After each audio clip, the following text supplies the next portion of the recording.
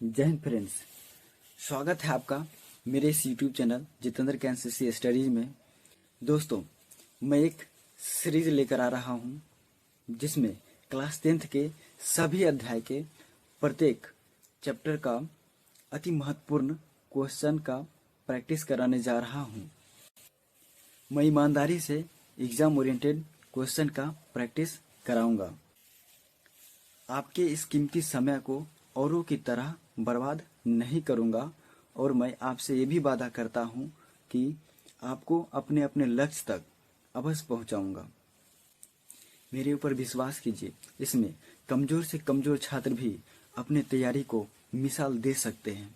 मेरे साथ जुड़कर क्लास 10th के बोर्ड एग्जाम को मजबूती से तैयारी कर सकते हैं। ऑब्जेक्टिव क्वेश्चन में 99% स्कोर प्राप्त कर सकते हैं। इसके लिए आप मेरे इस चैनल जितेंद्र के एनसीसी स्टडीज को सब्सक्राइब कर लें ताकि मेरे सभी वीडियो का नोटिफिकेशन सबसे पहले आप तक पहुंच सके।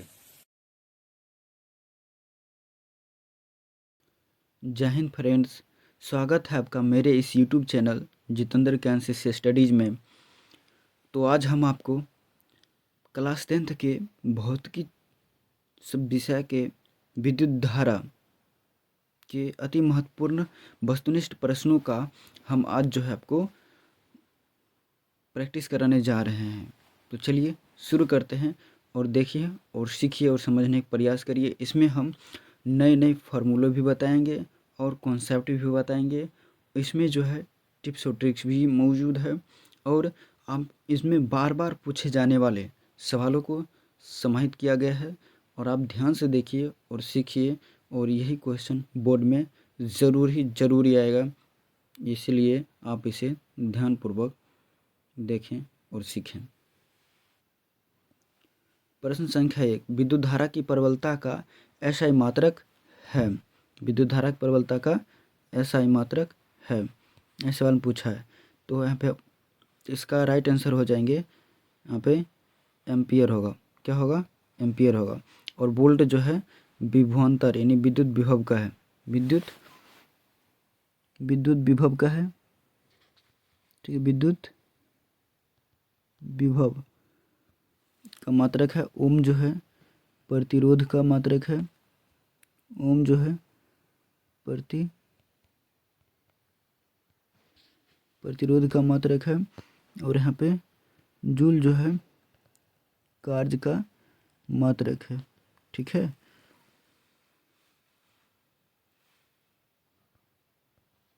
अगला क्वेश्चन, विद्युत वाहक बल किस यंत्र द्वारा मापा जाता है?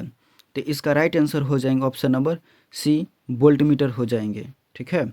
और यहाँ पे विद्युत वाहक बल का मतलब होता है कि विद्युत विभव को कौन धकेलता है, कौन आगे की ओर ले जाता है। यही इसमें पूछ रहा है कि विद्युत वाहक बल को कौन ऐसा यंत्र है जो जिसको मापते हैं हम उसे। तो ऑप्शन नंबर सी हो जाएंगे वोल्टमीटर। और ऑप्शन नंबर ए जो है विद्युत धारा को मापता है। विद्युत धारा को मापने का काम करता है। विद्युत वाहक बल विद्युत धारा को मापता है। और थर्मामीटर जो है तापमान को मापता है, ठीक, ताप को। और बैरोमीटर जो है ये दाब को मापता है। ये किसको मापते हैं? दाब को मापता है। ये दाब को मापने का कार्य करते हैं। प्रश्न संख्या 3, धारा मापने के यंत्र को कहते हैं। तो इसका आंसर हो जाएंगे option number A is the right answer, जो कि हमारे हमेशा बताते रहते हैं। इसका आंसर हो जाएंगे एमीटर। इसका मतलब धारा जो मापता है कौन मापता है? तो एमीटर मापते हैं। और वोल्ट मीटर मैंने पीछे भी बताया है कि वोल्ट मीटर जो है विद्युत विभव को मापते हैं। विद्युत विभव को मापते हैं और इसे जो है विद्युत परिपथ में, ठीक है, समांतर क्रम में जोड़े जाते हैं। किस में जोड़ा जाता है? समांतर क्रम में इसको जोड़ते हैं। किसको? वोल्ट मीटर को समांतर क्रम में जोड़ा जाता है। और मोनोमीटर जो होता है ये दाब को ही मापता है। मोनोमीटर किस मापते हैं? दाब को मापने को कार्य करता है, प्रेशर को मापता है, ठीक है। प्रश्न संख्या 4, एक इलेक्ट्रॉन पर कितना आवेश होता है? तो एक इलेक्ट्रॉन पर जो आवेश होते हैं वो हमारे होते हैं -1.6 गुना 10⁻⁻19 कूलम होता है। Option number D is the right answer हो जाएंगे, ठीक है। अब एक बात और जानते हैं कि एक इलेक्ट्रॉन पर आवेश इतना होता है, तो एक प्रोटॉन पर आवेश कितना होगा। एक प्रोटॉन पर जो आवेश होते हैं, एक प्रोटॉन पर जो आवेश होता है वो होते हैं 1.6, लेकिन ये धनावेश होता है। क्या होते हैं, धनावेश होता है। 1.6 गुना 10⁻⁻19 कूलम्ब होता है। और वहीं पर पूछा जाए एक न्यूट्रॉन पर जो आवेश होते हैं, ठीक है, वो शून्य होता है, ये आवेशहीन होता है। ये बात ध्यान रखना है कि एक जो है प्रोटॉन पर जो आवेश होता है वो धनावेश होता है, और एक न्यूट्रॉन पर जो आवेश होता है वो ऋणावेश होते हैं, ठीक है। और एक न्यूट्रॉन पर आवेश होता है, अब वो आवेशहीन होता है, मतलब शून्य होते हैं। हाँ, लेकिन सवाल में ये भी पूछा जा सकता है कि जो है प्रोटॉन और न्यूट्रॉन में किसकी संख्या ज़्यादा है।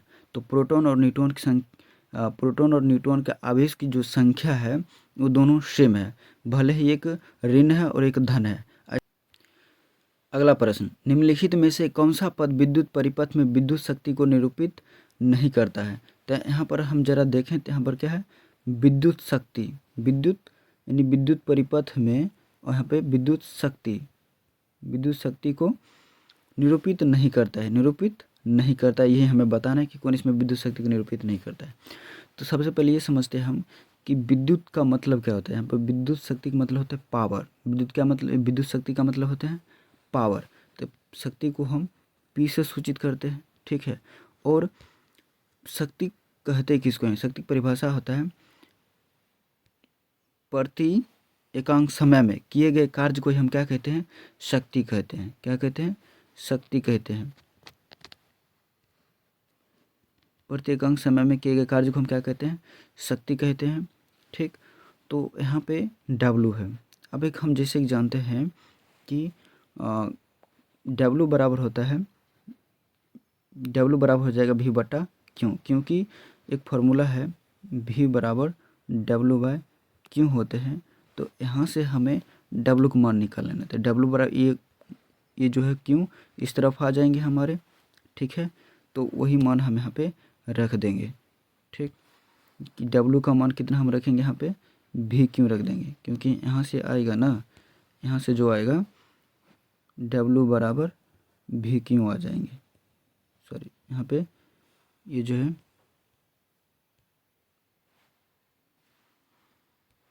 W बराबर V क्यों आ जाएगा। तो हम यहाँ पे अभी रख देंगे W का मान। तो W का हमने मान रखा V और क्यों रखा, अपॉन में T रख दिए, ठीक है।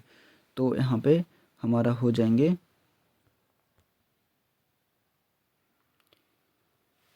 अब इसको हम कुछ इस प्रकार से भी लिख सकते हैं, V गुने Q बाय T भी लिख सकते हैं। तो Q बाय T जो है यहाँ पे आपको दिख रहा होगा, Q बाय T ये जो होता है धारा के बराबर होता है, I के बराबर होता है। जानते हैं हम जब धारा के बराबर है तो हम ऐसा लिख सकते हैं कि VI लिख सकते हैं, ठीक है। तो ये एक पहला निकल कर आया हमारा शक्ति, ठीक है। ये हमारा जो हो गया, ये निकल कर आ गया हमारा पहली बात कि P बराबर VI होता है। अब दूसरा देखते हैं। अब इसी में फॉर्मूला में हम VI से चलेंगे। यहाँ पे देखना है हमको कि V ओम के नियम के अनुसार जो है क्या होते हैं, V बराबर IR होता है कि नहीं होता है। तो यहाँ पे हम क्या करेंगे, IR V के स्थान पे हम IR का मान रख देंगे, जो कि होगा यहाँ पे V बराबर IR हुए, यहाँ पे डॉट में I आ गया। तो ये दोनों गुना होकर क्या बन जाएंगे, यही हमारे IR स्क्वायर बन जाएंगे। I स्क्वायर R बन जाएगा, I स्क्वायर R बन जाएंगे। ये भी हमारा दूसरा निकल का गया मान, वैल्यू। ये जो है हमारे P बराबर का मान है, ठीक। अब वहीं से हम और फिर जो हम VI, इसमें हम P बराबर VI से ये भी देखेंगे कि जो है कि ओम के नियम के अनुसार अभी तुरंत हमने देखा भी बराबर क्या होते हैं, आई आर होता है। तो यहाँ से हम जो है आई का मान ले लेंगे, तो आई जो हो जाते हैं हमारे भी बटा आर हो जाएगा, होगा कि नहीं होगा। यहाँ से हम यदि भी का मान निकालें तो ये हो जाएगा। तो चलिए हम देखते हैं, तो भी की जगह यानी भी वहीं पर रहते हैं, भी को वहीं रख देते हैं और आई की जगह पे हम क्या लाते हैं, भी बटा आर। कहाँ से लाया हमने, यहाँ से। इस तरह से ओम के नियम के अनुसार भी बराबर आई आर होता है, तो आर बराबर यानी कि आई बराबर क्या हो गए, भी बटा आर हो गए, वही रखा हमने। अब इसको ज़रा देखते हैं, तो भी गुना होकर क्या हो जाते हैं, भी स्क्वायर हो जाएगा। भी बटा यहाँ पे क्या हो जाएंगे, आर हो जाएंगे। तो यहाँ भी एक निकल करके आ गया, यही तीनों आया है। तो पहला जो हमारा यहाँ पे है, अब हम देखेंगे कि पहला जो हमारा निकल के आया, ठीक है, पहला जो है हमारा भी आई है जो कि यहाँ पे निकल के आया है। तो यहाँ पे है ऑप्शन नंबर भी आई भी है, सी भी सही है। और I square R option number A भी सही है। और भी स्क्वायर आर, भी स्क्वायर बटा में आर, ये भी सही है। तो यहाँ पे आई आर स्क्वायर नहीं है, तो इस पूछा क्या है, शक्ति को निरूपित नहीं करता है। तो option number B is the right answer, जो है शक्ति को निरूपित नहीं करता है। ये जो है ऑप्शन नंबर बी हो जाएंगे करेक्ट आंसर।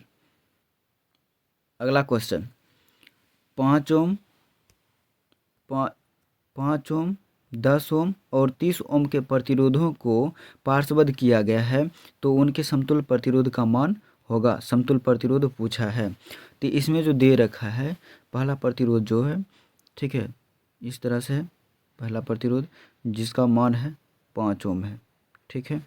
प्रतिरोध क्या होते हैं, प्रतिरोध जो होता है करंट को विद्युत परिपथ में फ्लो करने से जो रोकता है, जो उसका विरोध करता है, वही प्रतिरोध होते हैं, ठीक है।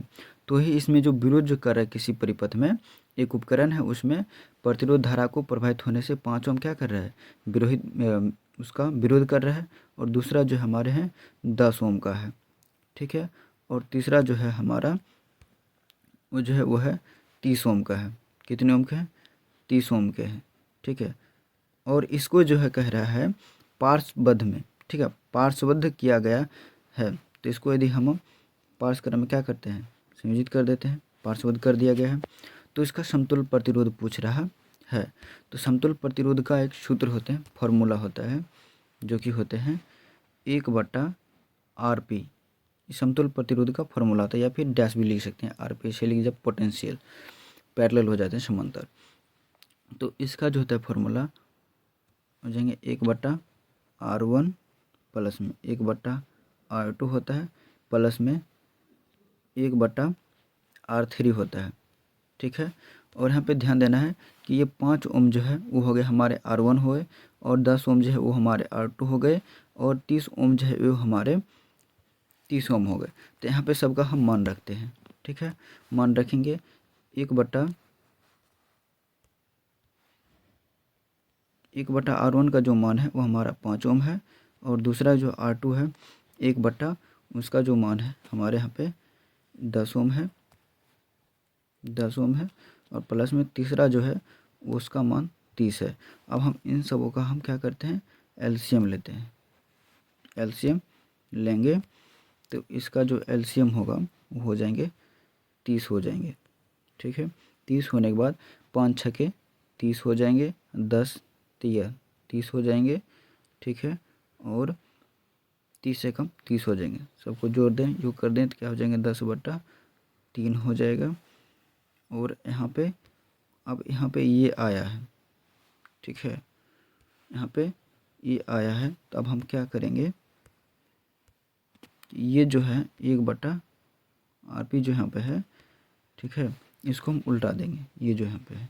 तो इसको यदि हम ऊपर करेंगे 1/RP है तो उसको उल्टा देते हैं, 1/RP जो है यहाँ पे RP यदि होगा तो यहाँ भी क्या हो जाएंगे, पलट जाएंगे, यहाँ भी पलट जाएंगे, 3 ऊपर जाएगा।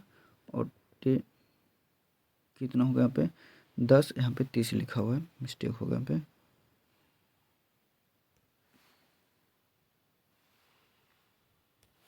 यहाँ पर जो हो जाएंगे हमारे वो 30 हो जाएगा, ठीक है।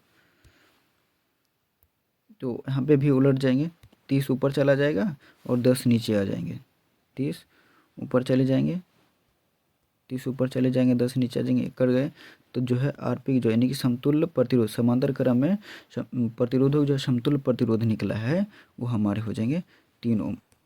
राइट आंसर हो जाएंगे, हमारा आंसर 3 ओम हो जाएगा। तो ऑप्शन नंबर क्या होगा इसका? Option number C is the right answer. Option number C is the.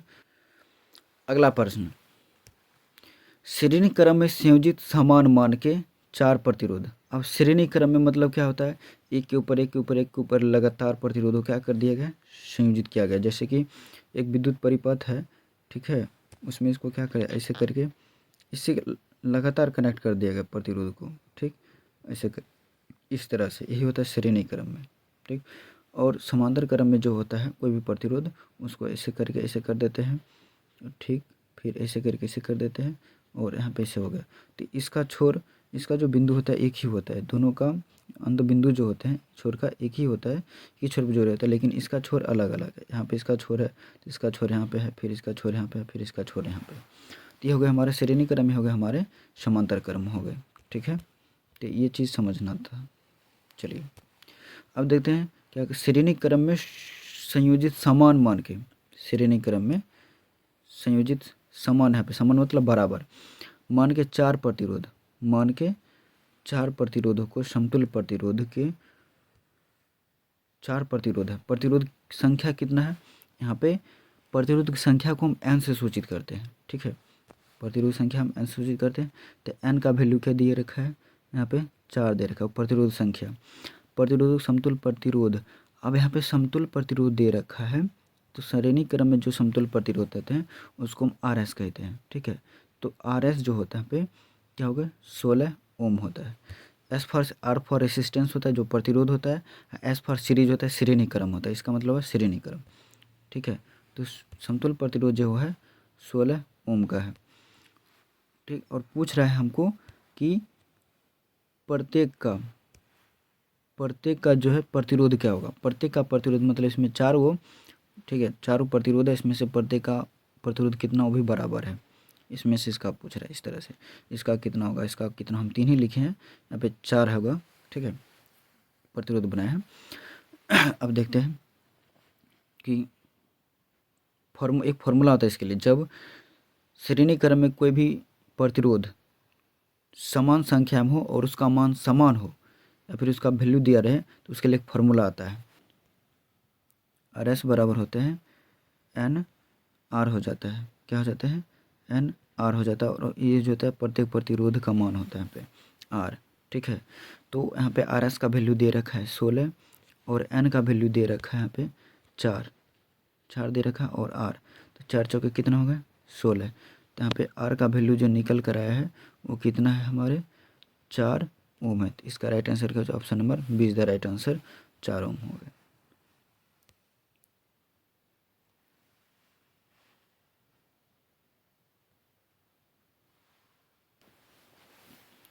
अगला प्रश्न, निम्नलिखित पदार्थों में कौन चालक है?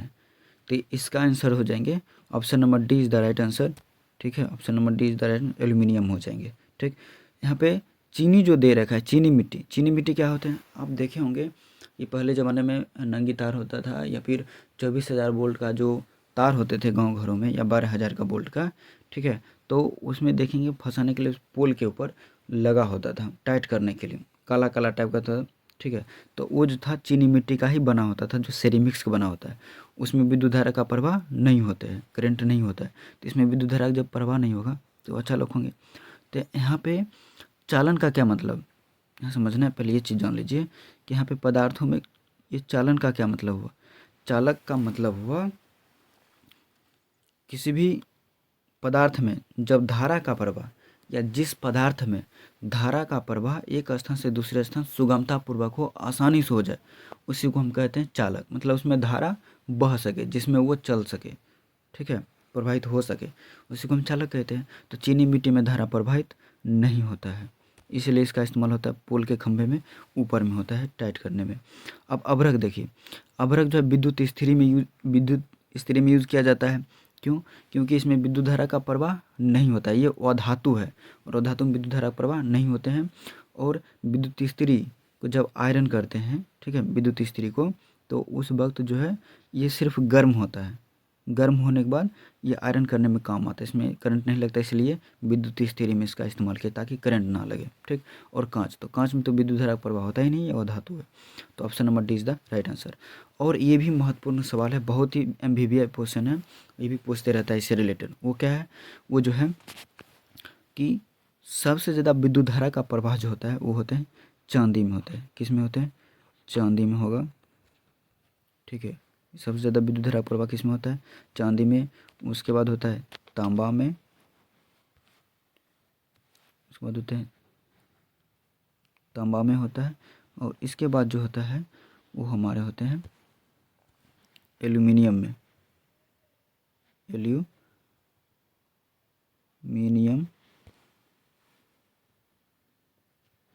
एल्यूमिनियम होता है। फिर इसके बाद जो होता है लोहा में होता है। किस में होता है? लोहा में। अगर ऑप्शन नंबर इस तरह से दे दिया जाए कि इसमें विद्युत धारा का प्रवाह सबसे ज़्यादा किस में होता है, तो ऑप्शन नंबर चांदी हो जाएंगे। ठीक है, इस बात को ध्यान रखना है, ऑप्शन नंबर चांदी हो जाएंगे। फिर वो तांबा होता है, अगर क्रम में भी सजाने के लिए दिया जाए तो बता देना है। ठीक है, फिर उसके बाद एल्यूमिनियम हो जाते हैं, उसके बाद लोहा होता है। क्वेश्चन नंबर 9 है, किसी चालक में प्रवाहित धारा के लिए ओम का नियम कब लागू होता है? तो ओम का नियम जो है तभी लागू होते हैं जब किसी भी परिपथ में उसके तापमान को नियत कर दिया जाए। क्या कर दिया जाए? नियत कर दिया। अब हर हमेशा यदि इसके मान को बढ़ा देंगे, ठीक है, तो फिर ये जो है इसका मान बदलते रहेंगे। इसलिए इसमें ताप को क्या किया जाता है? टेम्परेचर को नियत रखा जाता है, बराबर रखा जाता है, जितना है उतना ही रहता है। ठीक है, तभी जो ओम का नियम भी बराबर IR काम करता है। ठीक है, तो यानी कि अचर रहता है। ये क्या रहता है? चर। चर मतलब होता है बदलते रहता है, अचर मतलब बदलता नहीं है। तो option number is the right answer हो जाएंगे, जब चालक का ताप अचर रहता है। ठीक है, प्रश्न संख्या 10 यहाँ पे है, 1 एम्पियर बराबर होता है। 1 एम्पियर बराबर होगा क्या? तो सबसे पहले ये जानते हैं कि 1 एम्पियर होता है क्या है। तो 1 एम्पियर जो होते हैं यहाँ पे, 1 एम्पियर का मतलब जो होता है कि पहले ये एम्पियर जो है विद्युत धारा का मात्रक है। किसका मात्रक है? विद्युत धारा का। आई का मात्रक है। आई बराबर क्या होता है? Q/T होता है। Q/T होते हैं, जहाँ पर Q आवेश होते हैं और T समय होता है। तो आवेश का जो मात्रक होते हैं वो कूलम्ब होता है। क्या होते हैं? आवेश का मात्रक कूलम्ब हो जाएंगे, और T समय का मात्रक सेकंड होता है। तो इसको हम ऊपर जब ले जाएंगे तो कूलम्ब प्रति सेकंड ऐसे हो जाएंगे। ठीक है, तो ऑप्शन नंबर इसका हो जाएंगे, option number is the right answer हो जाएंगे। ठीक है, जूल प्रति कूलम्ब किसके बराबर है? तो यहाँ पे सबसे पहले समझते हैं कि जूल, क्या यहाँ पे है? जूल प्रति कूलम्ब लिखा हुआ, ये समझेंगे। अगर देखें तो जूल जो होता है, जूल किसका ऐसे मात्रक होता है? जूल जो होता है कार्य का मात्रक होता है। किसका मात्रक होता है? कार्य का मात्रक होता है। ठीक है, और जूल कार्य के यदि मात्रक है तो यहाँ पे प्रति कूलम्ब, प्रति मतलब यहाँ पे बट्टा हो गया। क्या हो गया? बट्टा। जूल प्रति कूलम्ब, तो कूलम्ब किसके मात्रक होते हैं? कूलम्ब जो होता है हमारे, ये कूलम्ब जो है, कूलम्ब ये होता है आवेश का मात्रक होता है। किसका मात्रक होते हैं? आवेश का मात्रक होते हैं। किसके मात्रक होते हैं? आवेश के मात्रक होते हैं। ठीक, तो अब यहाँ पे एक जानते हैं कि कार्य यानी कि अर्थात W को हम कार्य किससे सूचित करते हैं? W से, W/Q, यानी कार्य बटे आवेश जो होता है ये किसका फॉर्मूला होता है? ये होते हैं हमारे विद्युत विभव का। ये किसके बराबर होते हैं? V के बराबर होता है, यानी विद्युत विभव। ठीक है, ये क्या होते हैं? विद्युत विभव होता है। और विद्युत विभव का जो SI मात्रक होते हैं वो होता है हमारे वोल्ट होता है। क्या होते हैं? वोल्ट होंगे। ठीक, तो यहाँ पर क्या हो जाएगा ऑप्शन नंबर, तो जूल प्रति कूलम्ब जो है किसके बराबर होगा? वो होता है हमारे वोल्ट के। और 1 जूल और 1 पर, ठीक है, 1 कूलम्ब आवेश जब किसी धारा से प्रवाहित होता है, ठीक है, 1 जूल 1 कूलम्ब आवेश ले जाता है, तो उसमें जो विद्युत विभव होगा वो 1 वोल्ट होगा। तो option number B is the right answer हो जाएंगे, वोल्ट होगा इसका। अगला प्रश्न, जिन पदार्थों से आवेश एक स्थान से दूसरे स्थान तक आसानी से चले जाते हैं कहलाता है। देखो, जिन पदार्थों से, अब यहाँ पे आया है जिन पदार्थों से, कोई भी पदार्थ है, दुनिया कोई भी पदार्थ ले लेते हैं, ठीक है, ठीक, जैसे हो गए कोई भी तार है, कोई पदार्थ है, जिन पदार्थों से एक स्थान से दूसरे स्थान तक आसानी से चले जाए। आवेश मतलब कूलम्ब, आवेश कैसे मतलब कूलम्ब ही होता है ना, तो आवेश मतलब यहाँ पे कूलम्ब। तो जिस तार से एक स्थान से दूसरे स्थान तक आवेश आसानी से गमन कर सके, आवेश आसानी से गमन करता है, उसे हम क्या कहते हैं, उसे हम कहेंगे चालक। Option number D is the right answer हो जाएंगे। और यहाँ पे एक यहाँ पे है, ठीक। तो अर्धचालक क्या होता है? अर्धचालक जो होते हैं वैसा पदार्थ जिनसे विद्युत धारा का प्रवाह थोड़ा थोड़ा होता है। चालक में क्या होते हैं, जिससे आसानी से एकदम विद्युत धारा प्रवाह कर सकता है, एक स्थान दूसरे स्थान तक जा सकते हैं, उसको चालक कहते हैं, ठीक है। और जिसे विद्युत धारा का प्रवाह थोड़ा थोड़ा हो, मतलब एक स्थान दूसरे स्थान थोड़ा थोड़ा जाए, उसको हम अर्धचालक कहते हैं। और अर्धचालक हम उपधातु कहते हैं। किसको कहते हैं? उपधातु जो होता है ना, उसको हम अर्धचालक कहते हैं, ठीक है, लगभग में बोल सकते हैं, ठीक, उसको हम कहते हैं। अब देखिए कि उपधातु जैसे हो गया आपका, या अर्धचालक भी इसको कह सकते हैं, जैसे हो गए सिलिका हो गए, जर्मेनियम हो गया, जर्मेनियम हो गए, और भी बहुत सारे हैं जो कि उपधातु है, ठीक है। और इसका इसीलिए जो है इसका इस्तेमाल जो है सौर पैनल में किया जाता है। किस में करते हैं? सौर पैनल, सौर सेल देखे हैं ना, सौर सेल में किया जाता है। और एक बात और, धातु जितना भी होते हैं, धातु जितने भी होते हैं, यदि इसमें ताप को बढ़ाया जाए, टेम्परेचर को यदि बढ़ाया जाए, तो इसमें प्रतिरोध भी क्या हो जाते हैं, इसमें प्रतिरोध भी क्या होता है, बढ़ जाता है, ठीक है। तापमान बढ़ाएंगे तो प्रतिरोध भी बढ़ जाता है, ये कि समानुपाती है एक दूसरे से। तापमान बढ़ने से प्रतिरोध बढ़ जाता है धातु में, और तापमान यदि घटेगा धातु में तो प्रतिरोध क्या होते हैं, प्रतिरोध भी घट जाते हैं। समझे कि नहीं समझे ये चीज़? लेकिन अर्धचालक यानी उपधातु में उल्टा होता है। क्या होता है उसमें? यदि इसको हम जितना भी गर्म करेंगे, जितना भी गर्म करें, तापमान बढ़ाएंगे, तो इसका प्रतिरोध क्या होता है, कम हो जाता है। ये होता है किस में?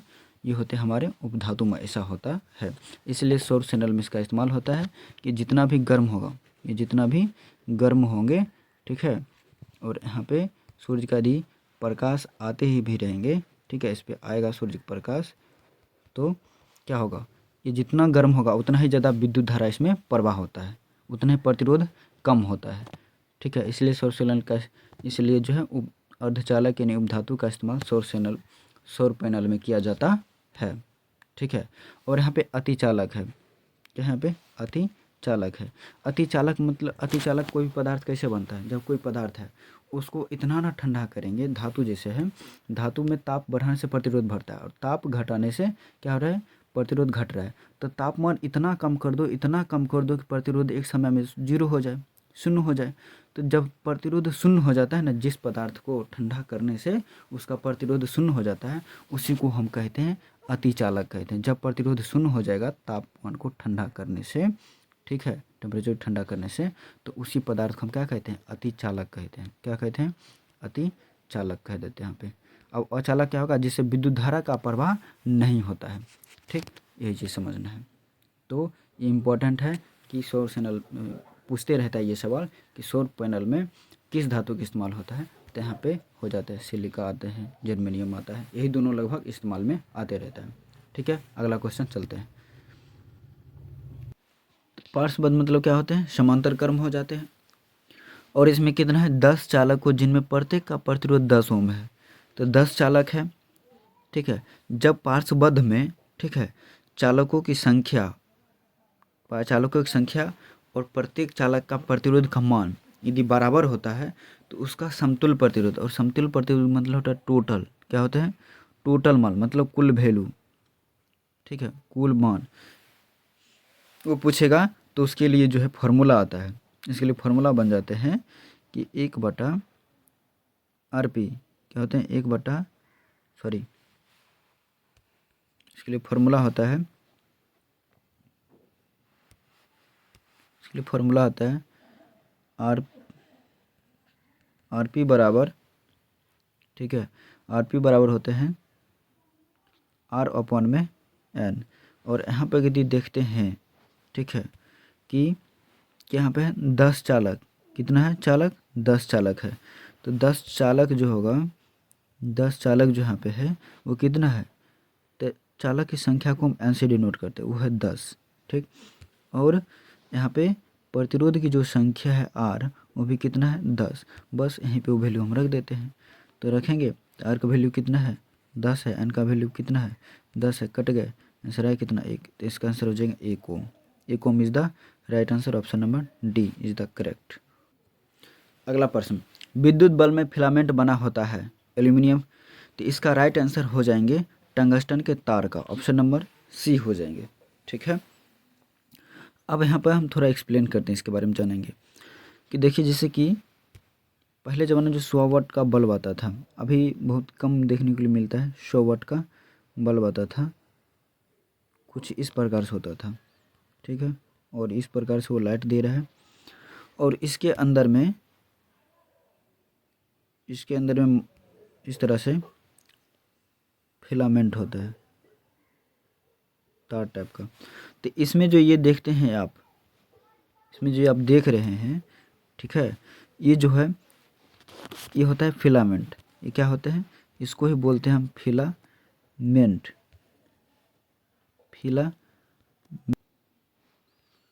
ये हमारे फिलामेंट होते हैं, ठीक है। तो जब फिलामेंट होते हैं, ये जो बना होता है ये होता है टंगस्टन का बना होता है। किसका बना होता है, टंगस्टन का। ये जो होते हैं हमारे टंगस्टन का बना हुआ होता है, और इसका संकेत होता है W। और ये बात ध्यान रखिए कि जो टंगस्टन होता है इसका गलनांक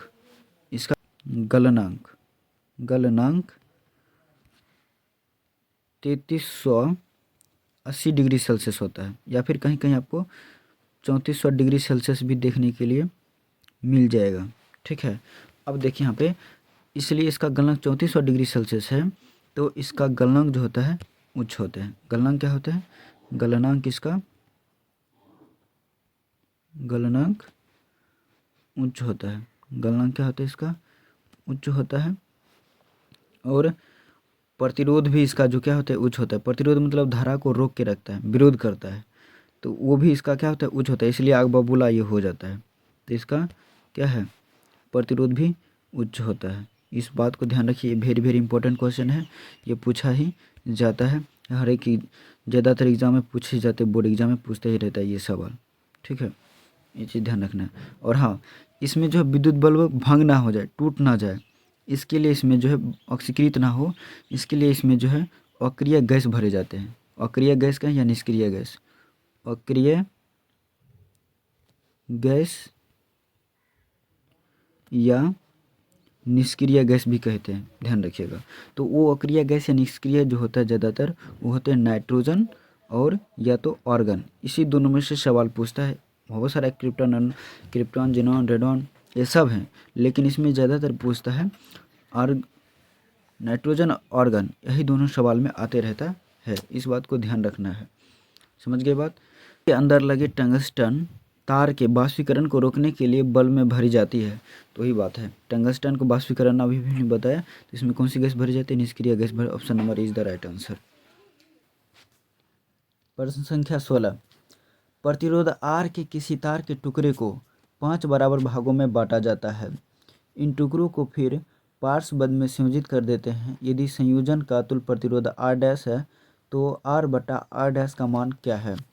तो सबसे पहले हम समझते हैं कि यहाँ कह क्या रहा है, प्रतिरोध आर के किसी तार के टुकड़े को, प्रतिरोध आर है और उसका तार का टुकड़ा को जो है ना कितने बराबर भागों में बांटा जा रहा है, 5 बराबर भागों में। कितने बराबर भागों में, 5 बराबर भागों में बांटा जा रहा है। तो चलिए हम देखते हैं। जैसे कि देखिए यहाँ पे कह रहा है कि एक प्रतिरोध है, आर नाम का प्रतिरोध है, ठीक है, आर नाम का प्रतिरोध है, इसको 5 बराबर भागों में बांट देता है, 5 बराबर भागों में, ठीक है।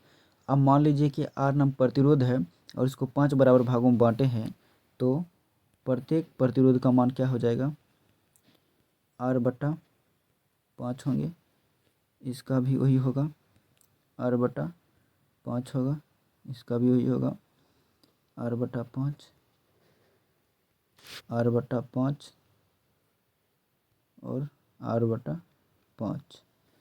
अब इसमें से पहला प्रतिरोध का नाम क्या हो जाएंगे, R1 होगा, दूसरे प्रतिरोध का नाम R2 हो जाएंगे, तीसरे प्रतिरोध का नाम R3 हो जाएगा और चौथा प्रतिरोध का मान R4 हो जाएंगे और पांचवा प्रतिरोध का मान R5 हो जाएगा। ठीक है, अब देखिए, अब फिर सवाल में क्या कहता है कि इसको जो है पार्श्वबद्ध में संयोजित करते हैं, फिर इन टुकड़ों को पार्श्वबद्ध में संयोजित कर देते हैं। ठीक है, पार्श्वबद्ध मतलब होता है समांतर क्रम। अब इसी को हम क्या कर रहे हैं, समांतर क्रम में संयोजित कर रहे हैं। ठीक है, देखिए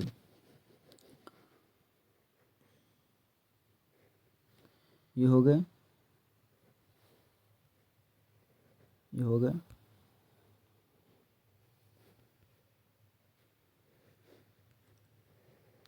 इस प्रकार से 5 प्रतिरोध हमने बनाया और इसको समांतर क्रम में संयोजित कर दिए। ठीक, अब इसमें से प्रत्येक का प्रतिरोध क्या है, इसमें सबका प्रतिरोध r/5 r/5 r/5 है। ठीक है, जो कि हमने पहले बताया है। इसमें इसका भी r/5 है, इसका भी r/5 है, इसका भी r/5 है, इसका भी r/5 है और इसका भी प्रतिरोध r/5 है, सबका है। ठीक, अब इसको हम समांतर क्रम में संयोजित कर दिए और फिर सवाल में कहता है यदि संयोजन का तुल्य प्रतिरोध r' है, तब हम इसका निकालेंगे r' और r' के लिए फॉर्मूला होता है समांतर क्रम में संयोजित प्रतिरोध के लिए। तो हम देखते हैं वो क्या है, 1/Rp बराबर होता है 1/R1 plus 1/R2 plus 1/R3 plus 1/R4 plus 1/R5 होता है। ठीक है, अब यहीं पे हम समझते हैं कि 1/R1 का मान जो दे रखा है इसमें वो होते हैं 1/R/5, यही दे रखा है, सबका ही है 1/R/5। R2 का वैल्यू हो जाएंगे R/5 1/R/5 में 5 1/R/5। इस प्रकार से अब इस जो है, अब ये पलट जाएंगे, ये जब पलटेगा इस प्रकार से तो ऊपर चला जाएगा। कहाँ चले जाएंगे, ऊपर चले जाएंगे, ऊपर चले जाएंगे, ऊपर 5 जो है ऊपर चला जाएगा, ऊपर चला जाएगा। तो क्या बन जाएंगे यहाँ पे, ये बनेगा 5/R बन जाएगा, 5/R 5/R 5/R सबके साथ ही होंगे, पाँचों प्रतिरोध के साथ ऐसा ही होगा, 5/R प्लस 5/R हो गया। ठीक है, अब हम इसका क्या करेंगे, गुणनखंड करेंगे, एलसीएम लेंगे, एलसीएम लेने के बाद R होगा और ऊपर में 25 हो जाएंगे। ठीक है, और यहाँ पे जो होगा 1/RP होगा और यहाँ पे ये ध्यान देना है कि अब ये उल्टा देते हैं इसको, ये कहाँ चले जाएंगे, ये ऊपर चले जाएंगे, तो ये ऊपर जाएगा और ये नीचे चले आएंगे। ठीक है, तो वहीं पे हम वही करते हैं, RP बराबर जो होगा क्या होगा, इसका हो जाएंगे R/25 हो जाएगा। ठीक है, अब सवाल में पूछ क्या रहा है, सवाल में पूछ रहा है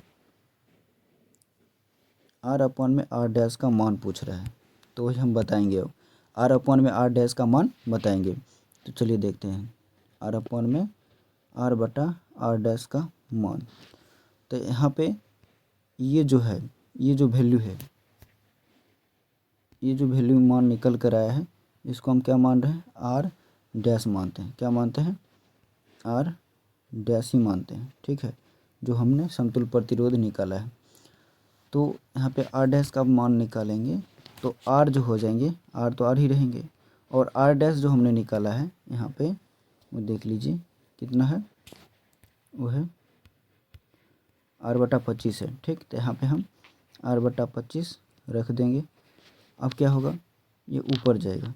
ठीक है, तो जब ये ऊपर जाएंगे तो क्या हो जाएंगे, R × 25 हो जाएगा अब बट्टा में आर ही रह ही जाएंगे और ये आर कट जाएंगे, तो कितना आंसर आ जाएगा, बराबर में हो जाएंगे ये 25 ओम, ये आंसर आ जाएगा। ठीक है, आंसर यही होगा, तो यही होगा राइट आंसर। तो ऑप्शन नंबर डी होगा करेक्ट ऑप्शन। शक्ति का ऐसा ही मात्रक है, शक्ति यहाँ पे सबसे पहले समझते हैं शक्ति। ठीक है, शक्ति या विद्युत शक्ति एक ही होते हैं, ठीक, मतलब वही है। अब देखो विद्युत शक्ति यानी कि इसको इंग्लिश में कहते हैं पावर, क्या कहते हैं, पावर कहते हैं। शक्ति को इंग्लिश में क्या कहा जाता है, इसको हम इंग्लिश में पावर कहते हैं। ठीक है, और जब हम इसको पावर कहेंगे तो पावर को हम पी से सूचित करते हैं, किस सूचित किया जाता है, पी से सूचित किया जाता है, और इसका सही मात्रक पूछते हैं। तो शक्ति जो होता है, इस शक्ति किसे कहते हैं, प्रति इकाई समय में किए गए कार्य को ही हम क्या कहते हैं, शक्ति कहते हैं। प्रति इकाई समय में किए गए कार्य तो डब्लू ऊपर हो जाएंगे, कार्य मतलब डब्लू, वर्क मतलब होता है कार्य, तो डब्लू ऊपर, और समय का क्या होता है टाइम, टी हो जाएंगे। ठीक है, तो और यहाँ पे हम देखते हैं कि डब्लू जो होता है, डब्लू का सही मात्रक क्या होता है, अर्थात कार्य का सही मात्रक जूल होता है, और इस समय का सही मात्रक क्या होता है, टाइम का सेकंड होता है। तो इसको जो यदि हम बनाएंगे बराबर में तो क्या हो जाएंगे, जूल प्रति सेकंड हो जाएंगे। और इसी जूल प्रति सेकंड को हम कहते हैं वोल्ट, क्या कहते, इसको हम कहते हैं वाट, क्या कहते हैं, वाट कहते हैं। ऑप्शन नंबर क्या हो जाएंगे, डी करेक्ट आंसर हो जाएंगे। ठीक है, और यहाँ पे जूल जो है वो कार्य का ऐसा ही मात्रक है। ठीक है, ये जो है जूल कार्य का ऐसा ही मात्रक है, या ऊर्जा का भी ऐसा ही मात्रक होते हैं जूल।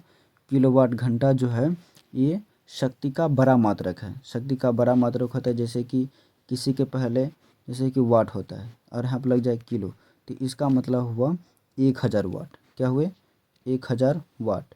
तो यहाँ पे 1000 वाट, किलो का मतलब होता है किलो। यहाँ पर अगर ऐसा भी लिखा जाए एम डब्लू, एम फॉर होता है मेगा, अब मेगा का मान होता है 10⁻6, क्या होते हैं 10⁻6, तो मतलब शून्य जो उसमें होता है 6 शून्य होता है, 1 2 3 4 5 6 इतना हो जाएंगे। ठीक है, 10⁻6 वाट हो जाते हैं। यहाँ पे इकाई, दहाई, सैकड़ा, हज़ार, 10,000, लाख, यहाँ पे 10 लाख हो जाएंगे, 10 लाख वाट हो जाएगा।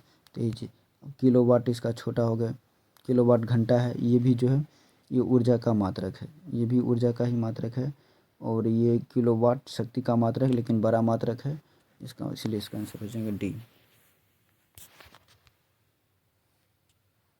अगला क्वेश्चन, किलोवाट घंटा बराबर होता है, तो किलोवाट घंटा बराबर होता है, सबसे पहले ये समझते हैं कि कार्य करने की दर को हम क्या कहते हैं, शक्ति कहते हैं।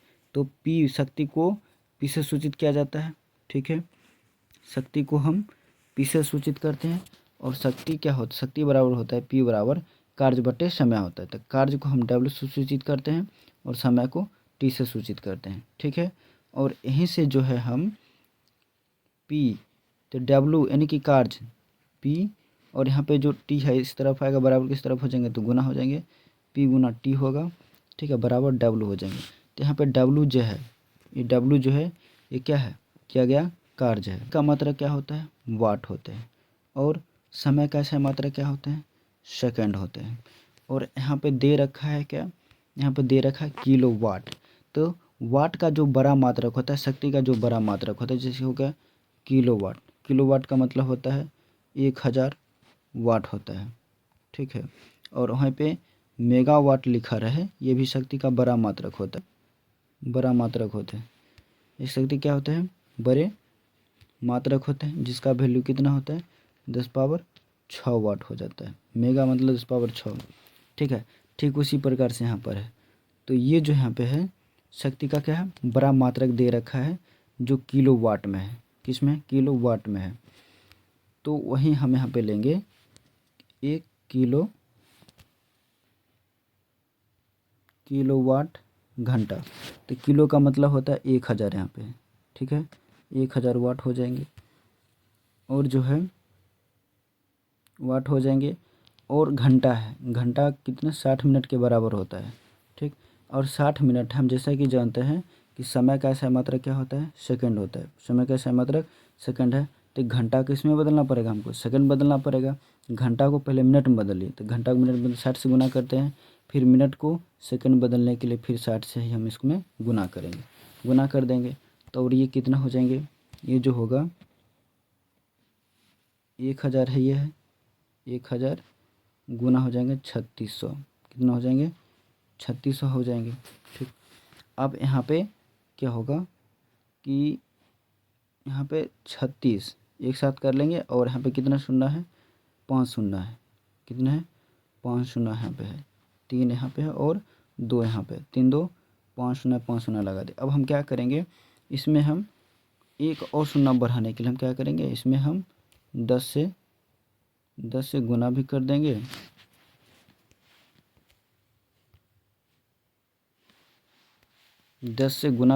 और 10 से भाग भी दे देंगे। तो 10 से गुना करेंगे या 10 से भाग देंगे तो यहाँ दशमलव सीधा दे देते हैं। ठीक है, और यहाँ पे हम एक शून्य और जो है एक शून्य हम एक और बढ़ा देते हैं। ठीक, तो इसको हम क्या लिख सकते हैं, 3.6 गुना 10 पर पावर 6 लिख सकते हैं। और जैसा कि हम जानते हैं ये क्या बराबर निकाले, हम W बराबर निकाले, W बराबर होता है ऐसा। तो यहाँ पे W यानी कार्य का जो है मात्रा क्या होता है, जूल होता है। तो किस में निकल जाएंगे, जूल में। समझ में आई बात, ये हो जाएंगे आपका, ये जूल में आंसर आ गए। और इसी को हम कहते हैं एक यूनिट, क्या कहते हैं, एक यूनिट कहा जाता है।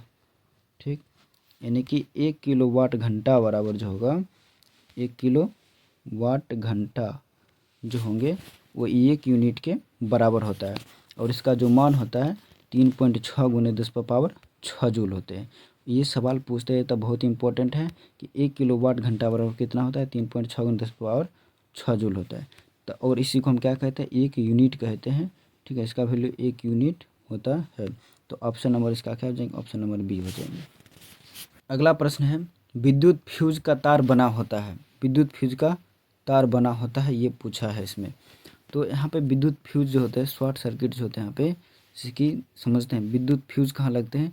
और विद्युत फ्यूज को किसी भी विद्युत परिपथ में, ठीक है, विद्युत परिपथ में इसको श्रेणी क्रम में जोड़ा जाता है। ये भी इम्पोर्टेंट है, बहुत इम्पोर्टेंट होता है ये। ठीक, जैसे कि मान लेते हैं कि यहाँ पे इस तरह से फ्यूज और यहाँ भी इस तरह से लगा होता है, और इसमें एक पतला सा तार होता है, और यहाँ पे ये मिट्टी जैसा होता है, बना हुआ होता है ये। ठीक, और इसमें पतला सा तार होता है, और इसको हम जोड़ देते हैं प्लग लगा के, इसमें इस तरह से होता है। तो ये जो फ्यूज़ का तार जो बना होता है, ठीक है, फ्यूज़ का तार ये जो बने होते हैं, ये तांबा और टीन का बना होता है, तांबा और टीन का, तांबा जोड़ टीन का बना होता है। इसमें तांबा जो होता है, विद्युत फ्यूज में तांबा होते हैं, तांबा होता है 37%। ठीक, और टीन जो होता है वो होता है 63% होता है। ठीक, और इसका जो होता है, इस तार का जो होता है गलनांक निम्न होता है। और निम्न होता है इसीलिए ताकि जब इससे बहुत ज़्यादा करंट प्रवाहित होने लगे, अचानक से आ जाए, ठीक है, गलनांक निम्न होते हैं।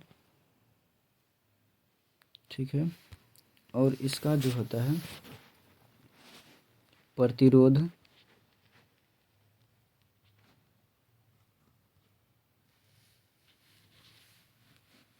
क्या होते हैं, उच्च होता है। इस बात को ध्यान रखना है।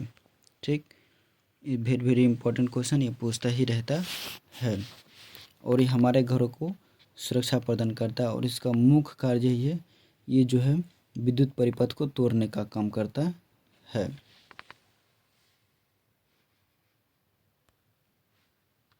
राइट आंसर क्या हो जाएंगे, तांबा टीन, ऑप्शन नंबर सी हो जाएगा। क्वेश्चन नंबर 20 से अगला क्वेश्चन है, 1 किलोवाट घंटा बराबर होता है, तो इसमें हो जाएंगे 3.6 10 पावर 6 जूल, जो कि हमने अभी बताया है। Option number C is the right answer. 2 ohm, 5 ohm और 6 ओम प्रतिरोध है, जिसे 4, ठीक है, कुंडलियों को श्रेणीबद्ध में, किसमें, श्रेणीबद्ध में एक बैटरी के साथ जोड़ा जाता है। ठीक है,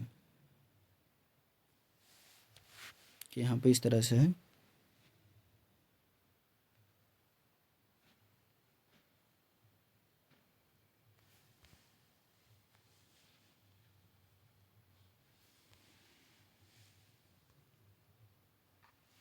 इसको इस प्रकार से जोड़ा जाता है। ठीक है, श्रेणी क्रम है। तो जिसका पहला का वैल्यू जो है मान है वो है 2 ओम है, और दूसरा का है 3 ओम है, और तीसरा प्रतिरोध का 5 ओम, और चौथा का 6 ओम है।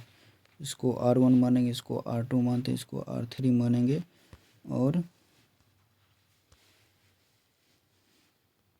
इसको हम R4 मानेंगे। ठीक है, ये चीज़ है। और क्या कहता है, इसको श्रेणीबद्ध कर 64 वोल्ट की बैटरी से जोड़ा जाता है। इसको 64 वोल्ट की बैटरी से क्या कर देते हैं, जोड़ देते हैं।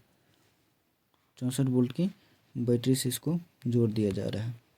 क्या कर देंगे, इसको हम 64 वोल्ट की बैटरी से जोड़ देते हैं।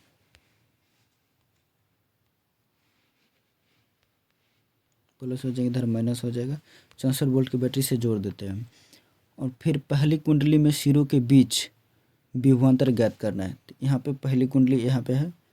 ठीक है, यहाँ पर जो है, यहाँ पे ये जो पहला बिंदु और यहाँ पर है, इन्हीं के बीच हमको क्या ज्ञात करना है, विभवांतर ज्ञात करना है। पहला प्रतिरोध में, पहला कुंडली में कितना कितना विभवांतर है। तो चलिए देखते हैं।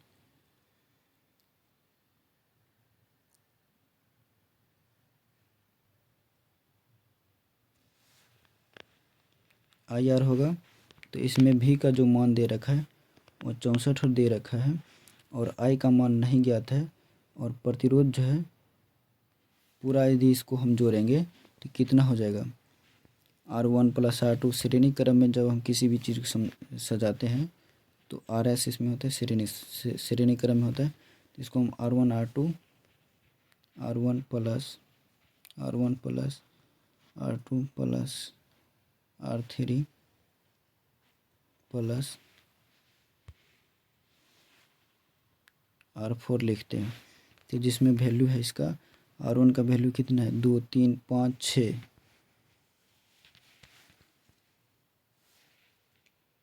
2 ओम, 3 ओम, 5 ओम + 6 ओम, इस तरह से है। 3 2 5 5 10 10 16 ओम, टोटल कितना आ गया, 16 ओम। तो R का वैल्यू आ गया टोटल। ये समतुल्य प्रतिरोध आ गया श्रेणी क्रम में, तो वही हम यहाँ पे प्रतिरोध का मान रख देंगे यहाँ पे 16। ठीक है, और यहाँ पे कट कर कितना हो जाएंगे, 4 आ जाएंगे। तो धारा का मान कितना हो गए, 4 एम्पियर हो गए। अब हम क्या करेंगे, अब हमें निकालना है इसमें। ठीक है, पहला कुंडली के बीच, सवाल में पूछ रहा है पहला कुंडली के सिरों के बीच विभवांतर क्या होगा। तब हमें एम्पियर पता चल चुके हैं, और यहाँ पे R का मान है 2 ओम। R का मान क्या दे रखा है, 2 ओम, पहला कुंडली के बीच।